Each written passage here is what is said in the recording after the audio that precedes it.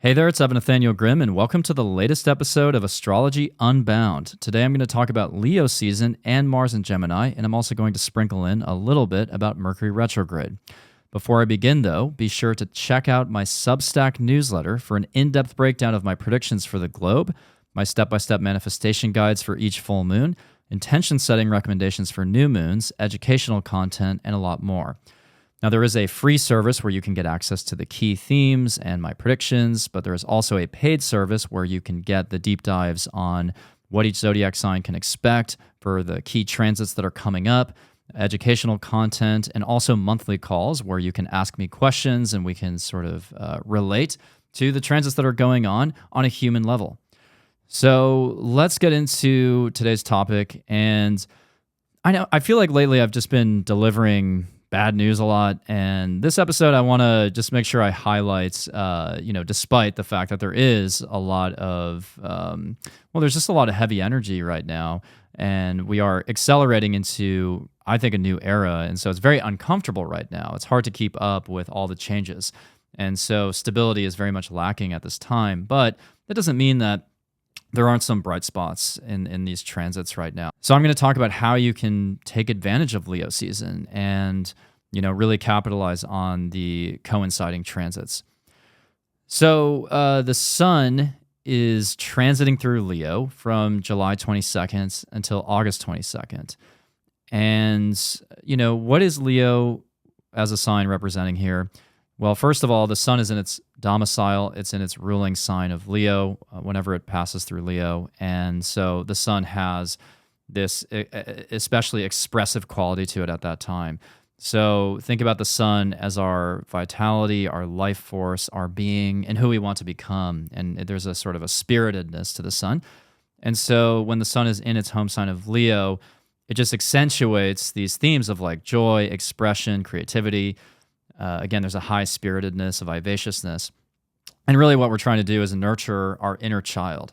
So Leo represents children, but it can also represent that inner child that we are trying to, really cultivate through our activities, whether that is, something artistic, performance related, something maybe even like athletics, but like anything that you do for fun that you've always done since day one. You really want to invest in that during Leo season. And so the sun is in a strong position. And I would say this time around, I think it's especially fun because we do have Mars also transiting Gemini. So that's the other major transit that I want to highlight alongside the sun's passage through Leo. So Mars is in Gemini from July 20th until September 4th. And when you combine Leo and Gemini, I think there's an interesting alchemy there. So first of all, Leo's a fire sign, Leo's a fire sign, Gemini's an air sign. And the combination of fire and air, these are both masculine yang energies. So they are compatible. And I think that Gemini and Leo combined, which I'll kind of build up to today, but there's definitely some sort of, there's a sense of variety there. A sense of humor, a sense of, again, creativity. And with Mars in Gemini, let's just talk about that. Mars in Gemini. Well, Mars is our drive, our motivation. It can be our libido as well, but it's really like what we are driven to do. And Mars is very much entangled in our daily activities, along with Mercury. Mars and Mercury, those two planets really pertain to what we're doing, the activities we're doing on a daily basis. And Mars in Gemini, the sign that is ruled by Mercury, or it's one of Mercury's signs, and it does have this duality to it and a certain cleverness. And so when Mars passes through Gemini, we start to crave variety, and we start to become more playful, and we start to explore the opposite sort of positions to everything, or we start to want a different perspective. And I think that also we're going to need constant intellectual stimulation.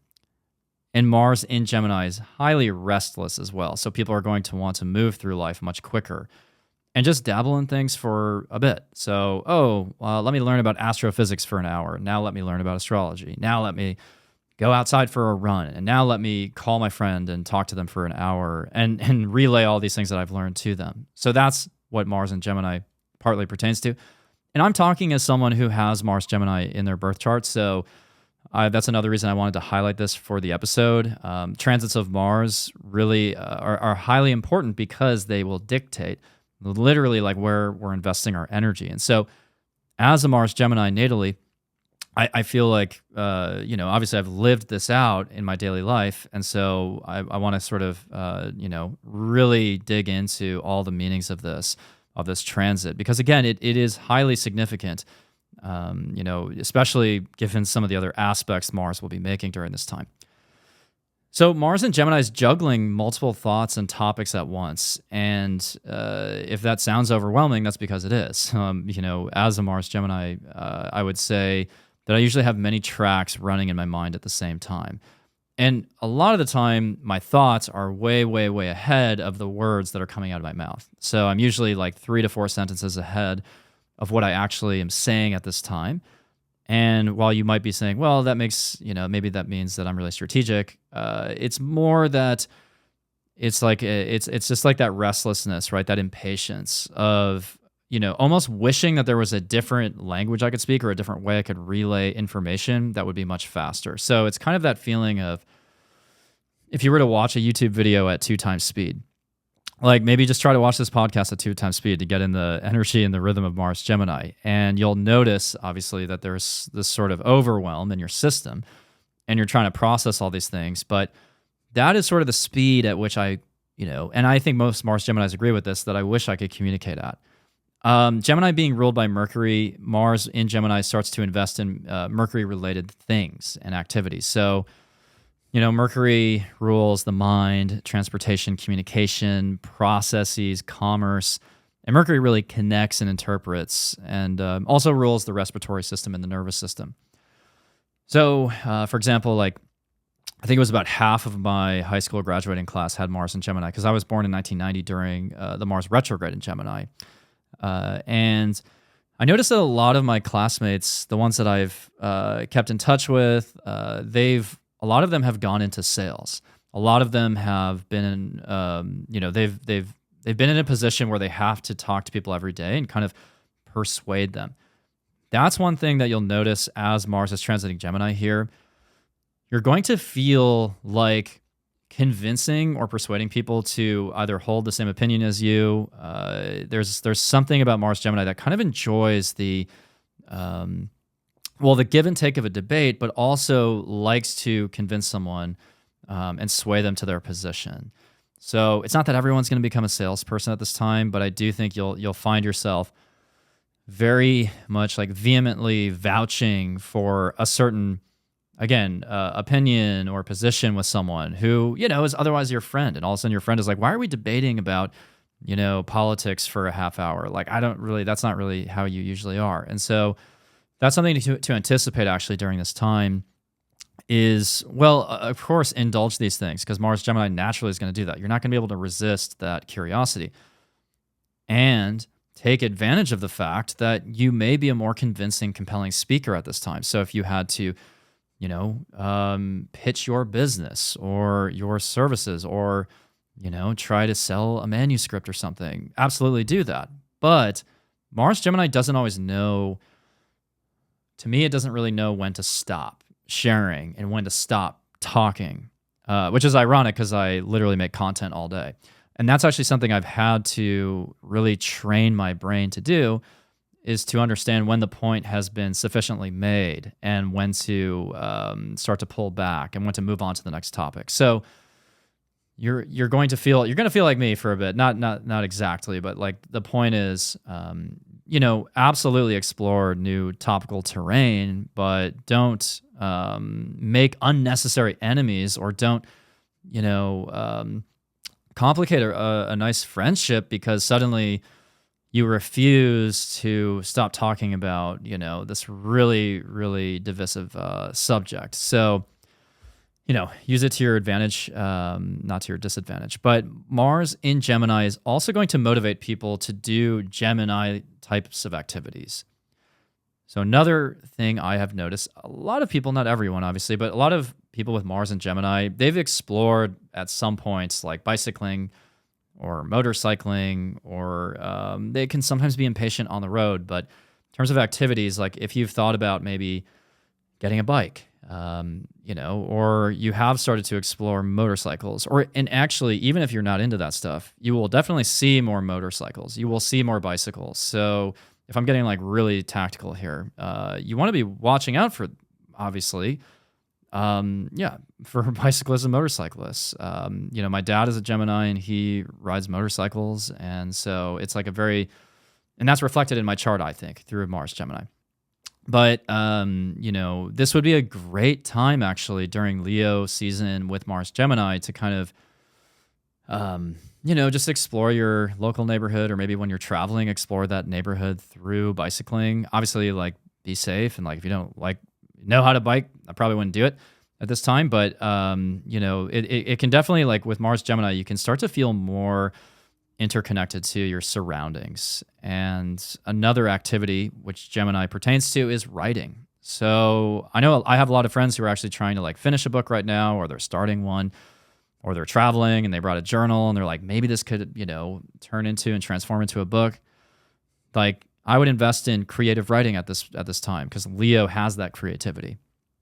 And Mars and Gemini is very motivated not only to speak and communicate through like, a phone call or a conversation, but it's going to commit that to paper. So that would be another thing. And dancing. I've noticed, again, a lot of Mars Geminis, I'm drawing from my own experiences as well, but a lot of Mars Geminis need to move their bodies, because like Gemini is the hands, the arms, and the nervous system. And so with Mars and Gemini, it can feel a little hyperactive. And it can feel like suddenly we have to communicate more with our hands. I mean, I'm doing that right now if you're watching the video version. I definitely speak with my hands. And whenever I see I can always point out a Mars Gemini in like an interview, because they're oftentimes doing that. It's like part of their language. And when Mars is in Gemini, that doesn't have to be just about the way that you communicate to people. It can translate to dancing. So if you wanted to go out dancing, I would definitely advocate for that right now. And actually, dancing can be a way of actually calming yourself down, because Mars does create stress. And so think about wherever Mars is. That's also, even though it's a area of where you can experience stress, it can also be showing you, okay, well, these are the types of activities that Mars needs. And so if you feed that Mars placement a little bit in a healthy way, then the sort of stress will subside. So yeah, go out to the nightclub, the dance club, or just dance at home, whatever. And I think it's ultimately a really fun transit. So just to summarize some of the strategies here, which we're sort of are footing back to the Mars in Gemini plus the Sun in Leo, which is creating a social cocktail of sorts. Explore the possibility of like maybe biking, dancing, exploring your neighborhood, creative writing, maybe hosting a listening party or a creative event or something. Like maybe you just got into vinyl records and you want to host people, at your house and just listen through a record. Mars in Gemini is also supportive of improv comedy. So if you are funny, or even if you don't think you're funny, maybe just give it a shot. Maybe it'll just like be a little bit funnier in conversation. But if you've had aspirations to, go to an open mic and just try for a few minutes, just tell a funny story, then I would say do it now. One last thing I would say about this is that you want to be careful while you're driving, though.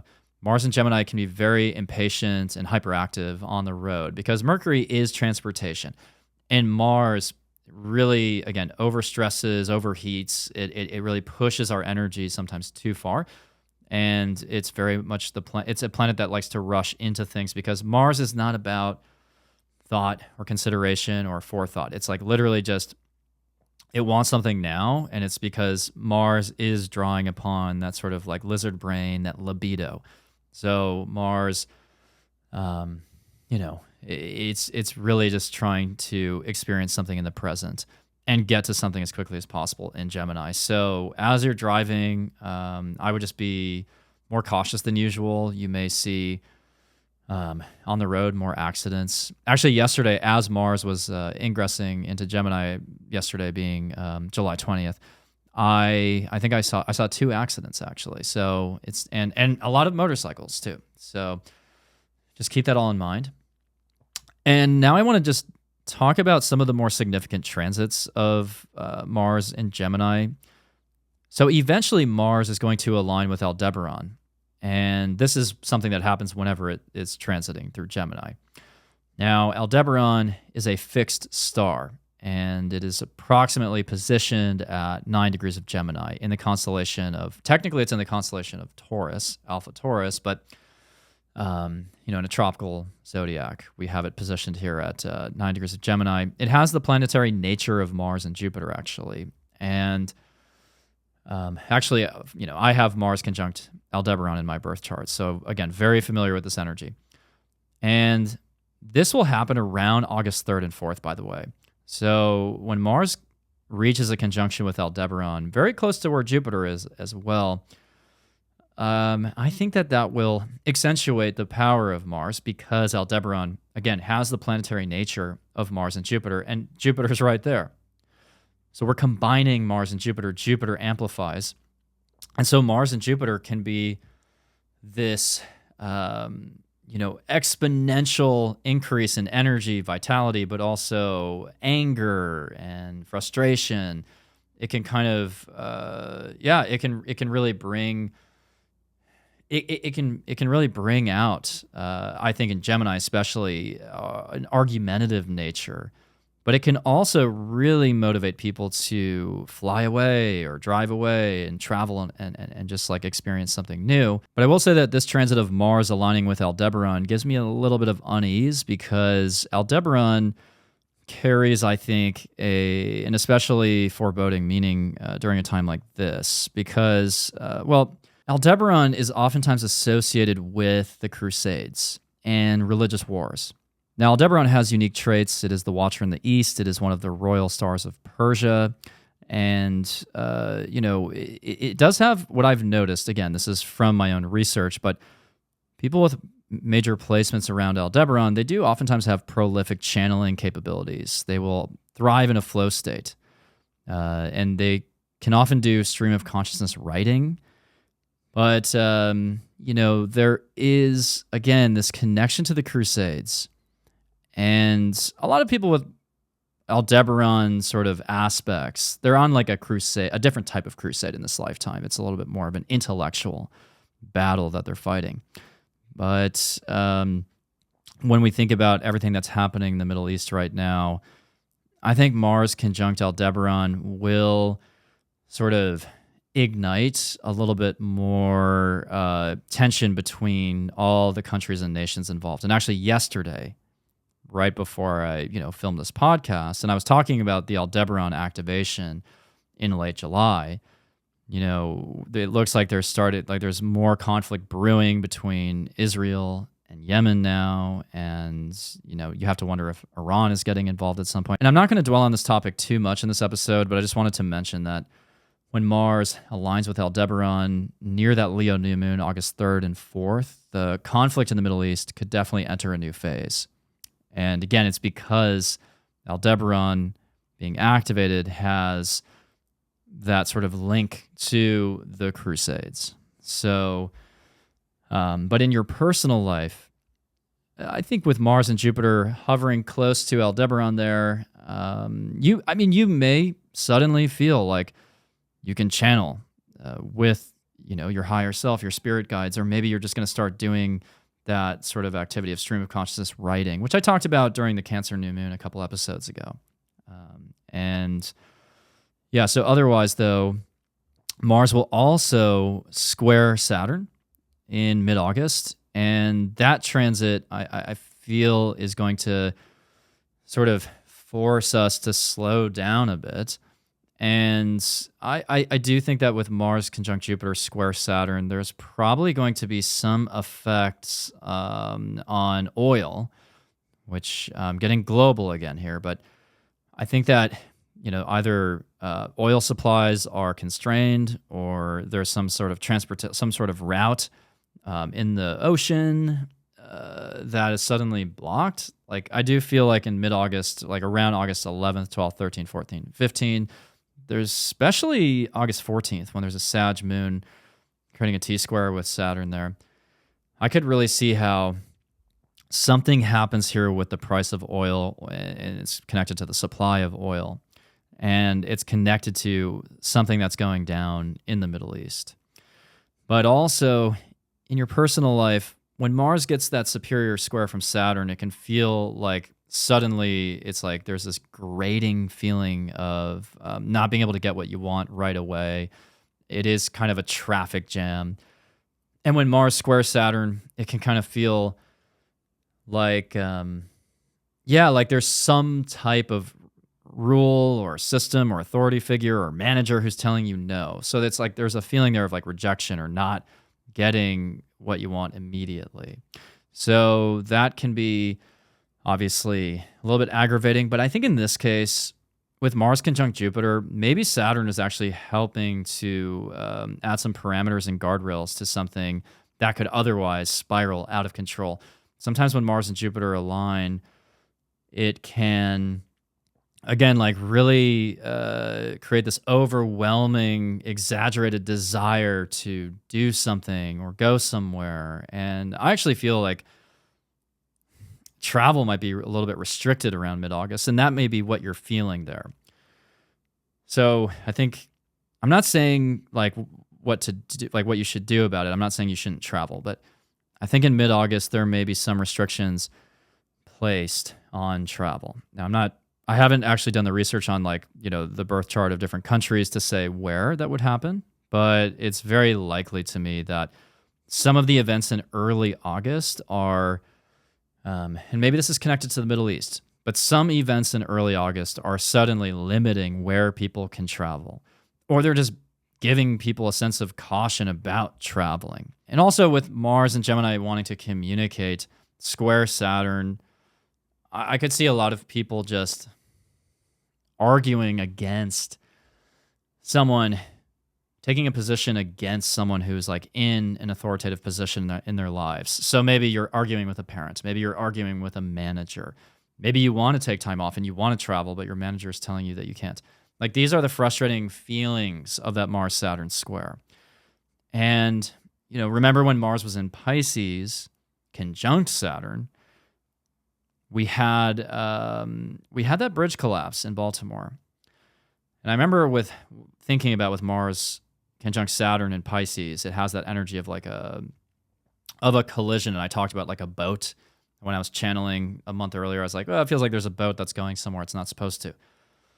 I wonder again here if there's some kind of collision that's happening this time. Yeah, maybe it's in the water again, but there could just be, again, also some kind of larger conflict that is restricting travel. So here I am. I promised you that I wouldn't give you any bad news, but I think it's difficult to completely shy away from that this year because there are so many challenges sort of culminating at once, to be honest with you. But I think that, again, if you're not like super tapped into the news and you're like, I don't really follow this podcast to get the news, I follow it more to take advantage of the transits, like absolutely, you can use the Mars Gemini transit to do all the things I mentioned earlier, to be more playful, fun, humorous, social. And by the way, with Mars and Gemini, you could go to more social events. You could host more social events. You could get invited to more social events. So that's all possible. But I just wanted to obviously be objective here and share some of the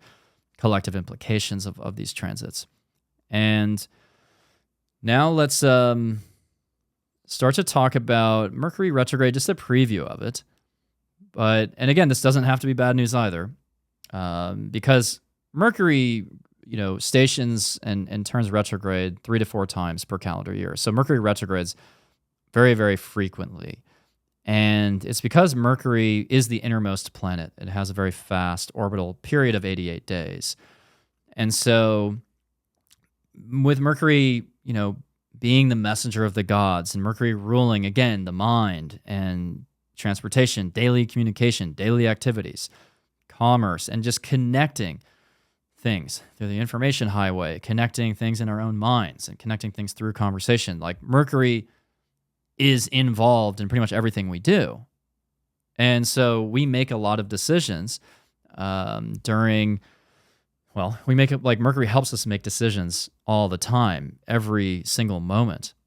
And so view Mercury retrograde as an opportunity to actually rediscover some sort of intellectual gold or treasure from the time period when Mercury is direct. Like maybe you look back and you're like, wow, that one conversation I had with my friend actually was very valuable to me, but I overlooked it because I was jumping to the next thing. So view this retrograde as a time for revisitation, reprocessing, revisiting, and reviewing. Now, obviously, there are like reasons to be cautious during a Mercury retrograde because it can lead to, technical glitches, issues with devices. Sometimes like when we make a massive purchase, we end up regretting it. Traveling can be more difficult at that time. And so you have to balance this by, really moving with the flow and flowing with Mercury retrograde, which means slowing down and not moving in a singular direction forward, like thinking forwards and backwards. Like we're taking one step forward, one step backward, but we're kind of, hopefully 2 steps forward, 1 step backward, but we're accepting the fact that we can't move quite as quickly. And I get that it clashes a bit with what I said. It contradicts the Mars and Gemini transit and that advice of like, well, entertain a bunch of new things. Yes, that can complicate Mercury retrograde. Like during Mars and Gemini, which is, inclusive of this Mercury retrograde time period. Yeah, you may be moving too fast at times through things and then tripping up and, misspeaking or misinterpreting something, misinterpreting someone's words. But at the end of the day, again, you have to balance out and calibrate according to all of the transits that are happening simultaneously. The Mercury pre-shadow does begin July 16th, or it did, I should say. The Mercury pre-shadow began July 16th during the Mars-Uranus conjunction. And that also does complicate the retrograde. So as I predicted last month on the podcast, there was going to be a tech fiasco, and it did happen through the CrowdStrike outage. And, my flight was canceled yesterday because of that. And actually, it's funny because I told someone that I didn't want to travel in mid-July because of that Mars-Uranus conjunction. I was like, I just think that like some really whack stuff is going to happen. And there's probably going to be some kind of like tech issue. And I ended up having to travel yesterday anyways due to like extenuating circumstances. And of course, the flight got canceled. So I was like sitting there, I was like, this is exactly why, following the astrology is important. But anyways, so because that conjunction occurred during the pre-shadow, I think that during Mercury retrograde, we're going to continue discovering things about that tech meltdown. Maybe the implications are more vast than we expected. And there's going to be some cascading impacts, I think, to that outage. But also, maybe in your own life, maybe you, during Mars-Uranus, you had some kind of like, issue with your own tech devices. Maybe you're seeking to repair them right now. And I would just say when it comes to Mercury retrograde, like you can make decisions. So if you have to go in to like repair something, repair, that makes sense with retrograde. You can do that, but you just have to be very cautious about it. And when you make a decision, you have to be very discerning before you make that decision. Like I don't think that anyone in the information age can like put their life on pause during a retrograde because again, they're very frequent. But it does deserve, vigilance and discernment. And again, if you can hold off on like major decisions and starting things, like I would obviously hold off on that. And we do have the Leo new moon, of course, around August 3rd, which I think, it was like, or August 4th, which is like right when Mercury stations. So retrograde. So I would say, between now and August 4th, we're not in the retrograde yet. So just, you can obviously like make decisions, but just know that like you may or may not reevaluate them during the retrograde. And then when Mercury actually stations retrograde August 4th, which it will retrograde, by the way, August 4th to 28th, that's a time when you mostly want to be focused on, decisions that you've already made and refining them or finishing or completing something. So maybe if you wanted to finish your book or you wanted to finish a project, like you could do that. Now, again, I understand that in some way, shape, or form, people will be starting and initiating things during Mercury retrograde. Again, it's not that you can't make any decisions, but I would just, again, postpone major pivotal decisions that are like systemic to your life, that are just like, and again, traveling is, you can travel, but like especially in mid-August during the retrograde when Mars and Jupiter square Saturn, I would not expect those flights to be on time. I would not expect I don't think you would avoid any delays. So, also another thing I want to mention, though, is that there is a Mercury Cazimi on August 18th during this retrograde, and that Cazimi is at 26 degrees of Leo, and I think that's a really powerful moment because it does illuminate and clarify some of our decisions, our thoughts, and what we maybe want to do next. And at that time, Venus will be in Virgo, opposing Saturn. So I think around August 18th, a lot of people will clarify a type of professional relationship that they want to build and nurture with someone. Other people may realize that they want to commit to a partner, or that they want to pull back from a partnership and they want to end a relationship. So I think that's the part of the Mercury retrograde, especially in Leo, because Mercury will be retrograde in Leo at that time, where you suddenly realize like whether or not that partnership is sustaining that passion and that romantic feeling of Leo, because that's another element of like the sun being in Leo. People are going to feel not only creative, but they're going to be sometimes in a more romantic mood. And so the question around August 18th is like, do I still feel like I have that inner flame and that inner passion? Is this relationship cultivating that inner flame, basically? And with Leo being creativity, I think a lot of people may forge a very promising, creative, professional partnership. So maybe if you're trying to get a book deal, maybe you get an agent around that time. If you're trying to, get signed to a record label, maybe you form a relationship with someone who ultimately gets you that deal. So yeah, I think there is some promise there. And I didn't even mention this, but like Mercury will retrograde from 4 degrees of Virgo back to 21 degrees of Leo. So it's retrograding in 2 signs. So track if you have any major placements between 21 to 29 degrees of the fixed signs, and then 0 to 4 degrees of the mutable signs. And the fixed signs are Scorpio, Leo, Aquarius, and Taurus, and the mutable signs are Virgo, Pisces, Gemini, and Sagittarius. So if you have major placements in that band of the zodiac wheel, then you will be especially kind of implicated during this retrograde. But keep in mind that like when it comes to Mercury retrograding in Virgo, this is its home sign.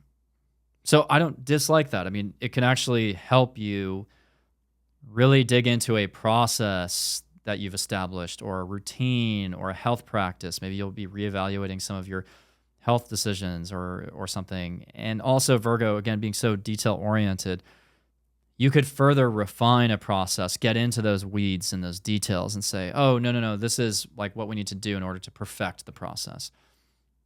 But of course, while it's in Virgo, it will be squaring off a little bit with Mars and Gemini. And that can create a disconnect and a frustration between Gemini wanting to explore so many new things, and then Mercury in Virgo wanting to refine something and focus. So there's Gemini and Virgo, although they're both ruled by Mercury, they have completely different ways of exploring, and using the intellect. It's because like Gemini is more of a just throwing things at the wall. It's like throwing things at the wall to see what sticks. And Virgo like wants to be taking like, a fine, wants to be painting with a fine brush. So it's like 2 very different impulses. So this could be a very frustrating time in early August, like right before and during Mercury's station, where people are getting a little bit neurotic about points and arguments, and they're like vocalizing that. They're like really making it known that they're not happy with like something really granular that like doesn't actually matter. People getting caught in the weeds, basically. And I just see a lot of arguments at that time. But at the same time, you can avoid those by listening to this podcast. And another transit, though, with Mercury retrograde, which I think will be significant, is August 7th. Mercury retrograde forms an alignment with Venus. So maybe you're reflecting on some relationships there. Maybe that's a time when an ex would come back or return. But obviously, like, exes don't come back for everybody during a Mercury retrograde. It depends on where you have Mercury in your chart. And I'll talk about that on my Substack newsletter, by the way, if you want horoscopes for each sign. So then it will retrograde back into Leo, which is revisiting our creative hobbies, our passions, and so on. And, it could revisit, again, it could revisit a creative project. And with Mars and Gemini, it's like, no, we can contort this and change this and make some adjustments to suddenly breathe life back into this creative hobby. So it doesn't have to be all bad. Like I said, like, you could really, rekindle that joy by revisiting some kind of creative pursuit and bring some fun back into your life, So, overall, I think it's a really, it is as it has been in 2024. Like, there's a lot of moving parts right now.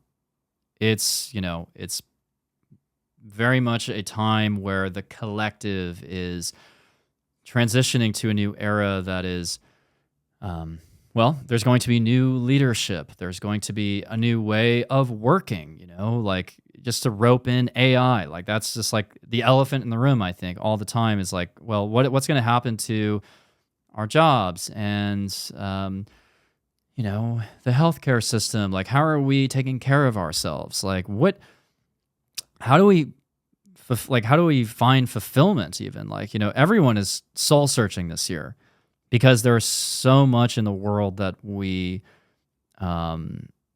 can no longer, there's so many aspects of our society that we can no longer anchor ourselves to. So it's a very nebulous moment where we're all kind of like swimming in the abstract.